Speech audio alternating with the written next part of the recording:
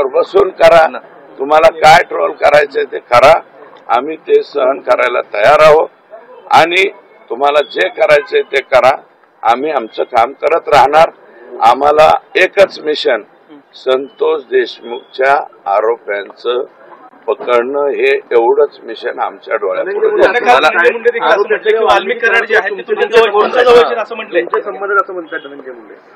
माझे कसे संबंध आहेत, मधुर अमधुर सुमधुर कसे संबंध सांगितले पाहिजे ना, मधुर संबंध सुमधुर संबंध ते तुलना स्वतःची करतात, माझी जसे संबंध तुमचे। एक मिनिट ऐका, राजकारणामध्ये तुम्ही पण माझे मित्रच होते ना, परंतु मित्र म्हणून तुम्ही वागत असताना त्याची तारीख सांगाल, कागद आहे माझ्याजवळ, उद्याच्याला सांगेल ना लोकांच्या पुढं कोणत्या तारखेपासून तुमचे आणि माझे संबंध चांगले राहिले नाही ते मी सांगेल।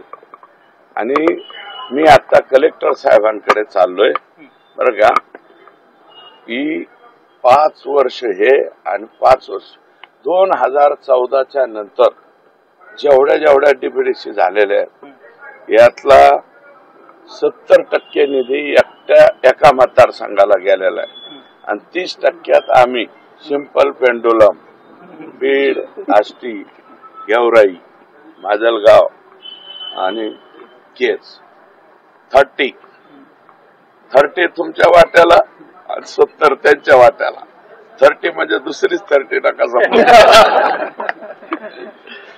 पुढे बोला।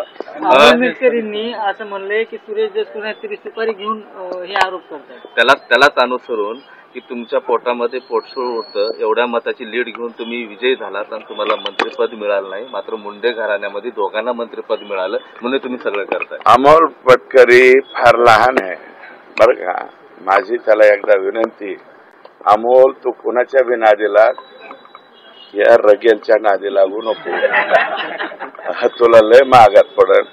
मी आता एकदा त्याचं ऐकून घेतो, वडिलकीच्या नात्याने त्याला समज देतो, तुझं कुणीकडे बी दुकान चालव, माझ्यावर दुकान चालवू नको, तुझं अवघड होईल। चाल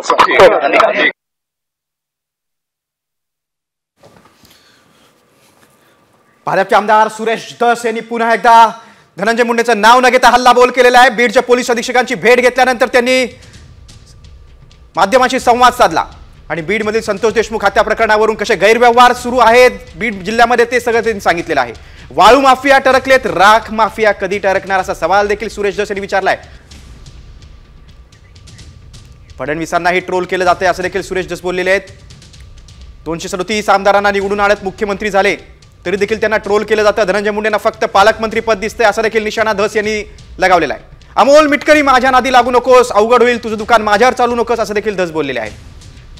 आमदार अमोल मिटकरींना देखील त्यांनी समज दिलेली आहे। अगदी वेगवेगळ्या मुद्द्यांवर सुरेश धस यांनी बोलताना धनंजय मुंडेंवर पुन्हा एकदा निशाणा साधलेला आहे। धनंजय मुंडेंना फक्त पालकमंत्री पद दिसतंय।